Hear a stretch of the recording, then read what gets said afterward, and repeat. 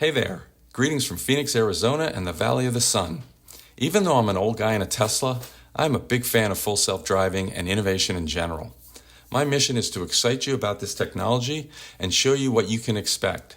I have extensive experience in software development and data analysis, as this is what I do in the real world. I will be using a 2024 Tesla Model Y with full self-driving 12.5.1.3. With each new release, we'll go on several road trips using an unedited recording of the drive. I'll rate the quality of that drive, so we'll have a running data-driven comparison for each road trip and version of full self-driving. I am not promising anything, but I will do my best not to disengage, even if it's making me crazy by driving too slow or making unnecessary lane changes. The whole point of this is to experience hands-free driving as if the car was fully autonomous. All right, buckle up and let's go on today's drive. On today's exciting journey, we embark on a road test to a destination we've never explored before. We're starting at the Burton Barr Central Library in downtown Phoenix and heading to Changing Hands Bookstore in Midtown, which is about 4 miles north. We'll be doing some major city driving today, which will be evident by all the traffic lights you'll see. We're also road testing both the trip there and back to the library. I thought I was being clever in punching in both the destination and the return back to the library in one trip, but as you'll see in the road test, once we get to the bookstore, that didn't pan out so well. By the way, if there's a special place you'd like to see in Phoenix, please let me know in the comments below. I really need some help with some ideas. It will be nice when full self-driving is able to back out of a parking space like this. So we'll ding the system here since it's expected to be part of a new version that should be released in 2024, according to Tesla's published roadmap. This version of the software was released to Hardware 4 vehicles like the one I am driving, but by the time you see this, versions that work on Hardware 3 vehicles should be released, and the results should be very similar. This is the supervised version of the software. Sorry you can't see my air quotes. And I was channeling Diane Keaton from the First Wives Club the whole time. Yeah, well, I gave Aaron a home, and I gave him a daughter. I washed his shorts, I ironed them, I starched them. Oh, you did? Yeah, well, I supervised. After we turned out of the parking lot, we're only going about a block, so I didn't really see the reason to speed up to 27 miles per hour, which, incidentally, is over the speed limit, only to get to a red light that's right there. And consequently, it still uses too much friction braking. It's like it's only doing one thing at a time.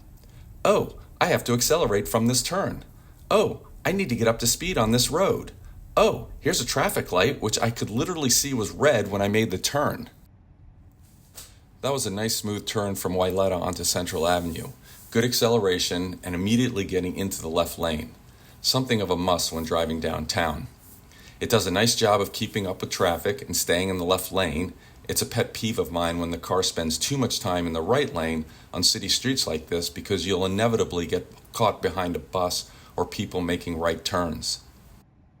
As we skip past most of this, it's an opportune time to point out how important solid data is. When driving this, my perception was that every single light was red. But going back over the road test and actually compiling the data shows that for the most part, we hit every green light.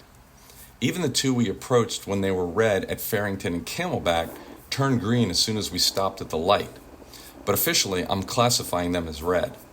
So with the 20 total lights along Central Avenue, and even with those two lights skewing the data slightly, only 30% of the lights were red. And if you take those two out of the percentages of red lights, it drops to 20%. Perception can only take you so far. You need solid data in order to really understand things. I didn't bother to check the amount of time we spent at those red lights, and I wonder if that would have changed my perception. As you'll see, the system did get into the right lane at one point to get around what appeared to be slow-moving vehicles. However, it did a nice job getting back over into the left lane with enough distance as it approached the left-hand turn at Camelback. The steering wheel still shakes a little on turns like these, which tends to lower the confidence and trust in the system's ability to drive itself. Trust in the system is one of the 3 big pillars automakers need to solve before they can expect widespread adoption. But for the most part, the turn works. I like how it got into the center lane and then immediately used the turn signal and got into the right lane to go around this car and in preparation for the bookstore that's on the right up ahead.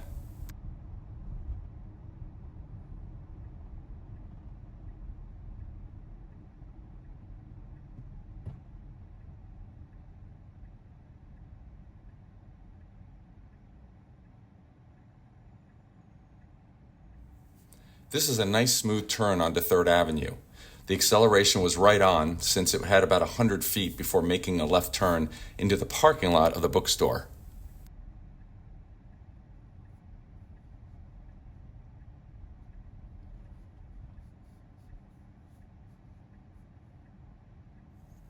It does very well navigating the parking lot up to the front entrance, except for the fact that it can't find a place to park. Again, I'm only dropping the hammer on these because at some point in the near future, they're going to have this capability, and I want to be able to see that reflected in the scoring. But here's something I didn't know before. If you don't actually end the full self-driving route by parking or at least placing it in park when you arrive, the system gets confused. At the time, I wasn't sure what the system was doing, but apparently it figured if you didn't end it, then it must not be in the place it thinks it is, and so it keeps trying to go to the same place. My original assumption was it would continue on to the next destination once it reached the first one, regardless of what the driver does. I'll have to do some research to figure out what went wrong. For this trip, I wasn't exactly sure how to fit this into the overall scoring, so I decided to leave this piece out of it. On the first loop, I canceled the full self-driving mode and restarted it, thinking that might shake the problem, but it still wouldn't let go of the current route.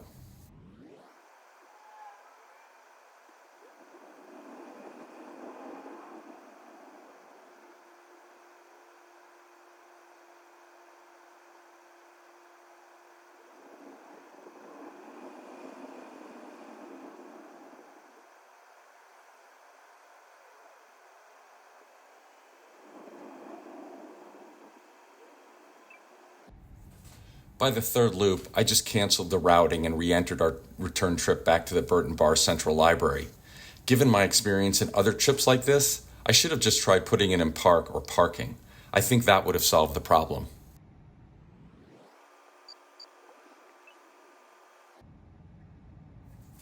Now that we're back on track, we can continue our road test. Pulling out of the parking lot here is a little scary given the speed people are traveling on Camelback and the visibility to our left. But the system does a nice job. It accelerates nicely and moves into the left lane smoothly.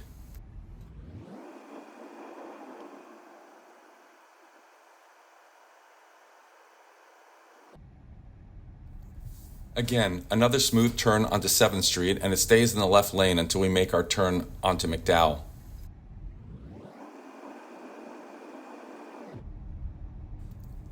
By the way, do you have HAWK signals in your community? HAWK, which stands for High Intensity Activated Crosswalk, don't even ask me which committee came up with this acronym, is a signaling device used to assist people with safely crossing busy streets where there typically isn't a traffic light. We have a lot of them in Phoenix and a number of them here on 7th Avenue. In the early days of full self-driving, the system didn't know what to do with these things when they weren't activated like this one here. Most of the time they're off. Full self-driving used to slow down for these, almost like it was going to stop, and because there are typically cars behind me on this busy street, I would always accelerate through them. I never did find out what it would actually do if I let the system do what it wanted. Clearly, they have adjusted the full self-driving system to accommodate these since it now goes through them seamlessly.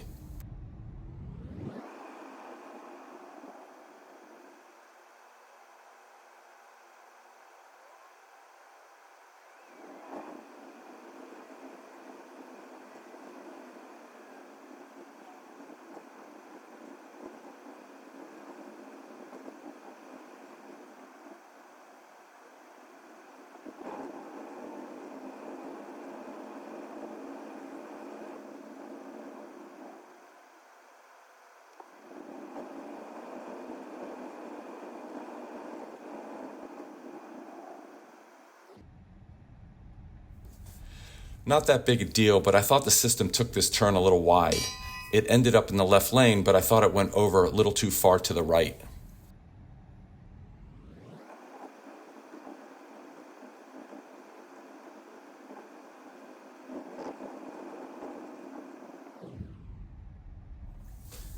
Another nice smooth turn here at 2nd Street. We're almost back to the library. The road here is very narrow with a lot of cars on both sides of the street. It does a decent job of staying in the middle, but I worry about another car coming up the street. When that car up ahead did turn onto 2nd Street, it moved over nicely, although that could have been because of the stop sign and preparation for turning right here.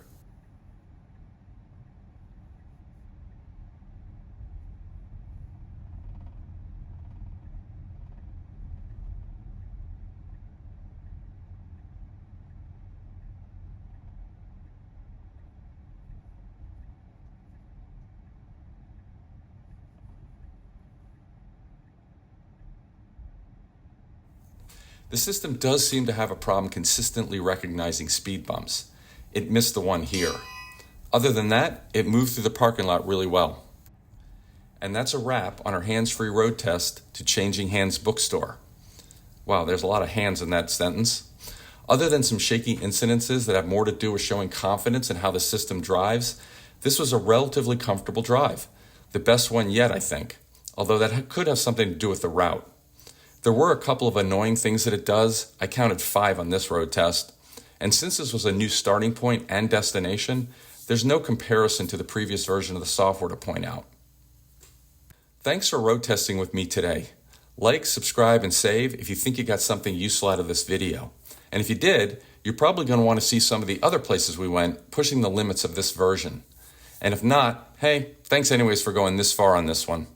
As always, feedback is great, so anything constructive would be appreciated.